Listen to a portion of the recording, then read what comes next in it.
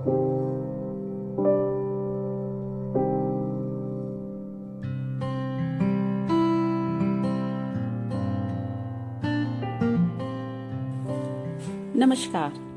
ये है फलक की कहानियों का अद्भुत संसार। किस्सा कहानी, कहानियाँ जिनमें हम लिखते हैं खुद को। मैं डॉक्टर सोनिल सिंह आज लेकर आई हूँ अपनी ही लिखी एक कहानी जिसका शीर्षक है लगाव। शादी समय से जल्दी हो गई थी रमा की और 15 साल में ही पहली बार वो एक बच्चे को जन्म देने वाली है। डॉक्टर ने समझाया कि 9वां महीना निकल चुका है और अब तक दर्द उठा नहीं है। ऑपरेशन करवा लीजिए, बच्चे और माँ को कोई खतरा नहीं होगा। पर पुराने ख्यालात की सास का ये मानना संभव नहीं था। अरंडी का तेल मंगवाया, उसमें 1 गिलास दूध में अरंडी का तेल मिलाकर पिलवाया और कहलवा दिया कि दर्द उठ गया है। बहुत ही मशक्कत के बाद रमा की बेटी बाहर आई, पर रोई नहीं। 5 मिनटों में डॉक्टरों की टीम ने जोर लगाकर बेटी को रुलाया, पर जितना नुकसान दिमाग को होना चाहिए था वो हो चुका था। रमा ठीक थी, पर बेटी जिंदगी भर के लिए मंदबुद्धि रहेगी, डॉक्टर ने बतला दिया था। समय बीतता गया। उस नन्ही का नाम परी रख दिया गया। परी अब भी नहीं रोती थी।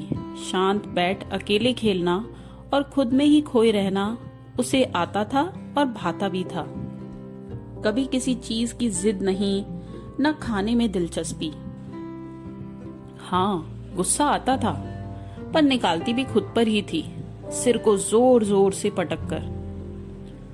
3 सालों में रोज ही रमा को परी के लिए बहुत कुछ सुनना और झेलना पड़ता था। सास का हर वक्त कुछ भला बुरा कहना रमा को नहीं भाता था। रमा के दोबारा मां बनने की खबर से आज घर में शांति थी, लेकिन आज परी बहुत मचली हुई थी। उसे कुछ चाहिए था। मां को पकड़कर खींच रही थी। रमा उसके संग चली तो देखा सामने खिलौने वाले के पास एक रंग बिरंगा छाता लटका था। परी को छाता मिल गया था। अब जैसे उस छाते में बसती थी परी की जान। 7 रंगों से सजा सतरंगी छाता। रमा ने बेटे को जन्म दिया। घर में खुशियां आ गईं। बेटा और माँ दोनों स्वस्थ थे। दिन कटते गए। बेटा भी 4 साल का हो गया और अब परी 7 साल की। परी में बदलाव नहीं था कुछ खासा। वो अब भी शांत रहती थी, किसी की ना सुनना ना किसी से कुछ कहना, बस 24 घंटे अपनी छतरी अपने हाथों में लिए इधर उधर भटकना। भाई का नाम प्रिंस रखा गया था। उसे अपनी बहन से बहुत चिढ़ थी। ना बात करती है, ना खेलती है, खिलौने भी नहीं देती अपने। आज प्रिंस ने परी का छाता लेने की कोशिश की, जिस पर परी ने छाते से प्रिंस को ही लहूलुहान कर दिया। ये पहली बार था जब परी ने खुद को घायल ना कर किसी और को घायल किया। दादी की जुबान आज बुरा कहते थक नहीं रही थी परी को। माँ से चिपकी परी बस अपने पापा और दादी को देख रही थी। भाई का रो रो कर बुरा हाल था। भाई के मन में चल रही थी कुछ अजीब सी चीजें। आज भी माँ परी के साथ ही खड़ी है, डांट भी नहीं रही है उसको। छोटे बच्चे के मन में इस बात ने घर कर लिया। परी जब सोई तो प्रिंस ने उसके छाते को तहस नहस कर डाला। अपने गुस्से को निकाल दिया उसने परी के छाते पर। परी जब उठी और उसने अपने छाते की ये हालत देखी तो बेचैन हो गई। अपनी आप बीती ना कह पाना उसकी सबसे बड़ी कमजोरी थी। खुद के भावों को किसी के समक्ष रखने में ही तो सक्षम नहीं थी वो। पर उसकी असहजता उसकी माँ से नहीं छिपी। माँ ने जाकर छतरी का जो हाल देखा तो सब समझ गई। परी को गोद में लिया ही था कि परी को झटके आने लगे, मुंह से सफेद झाग आने लगा। रमा परी को लेकर डॉक्टर के पास दौड़ी।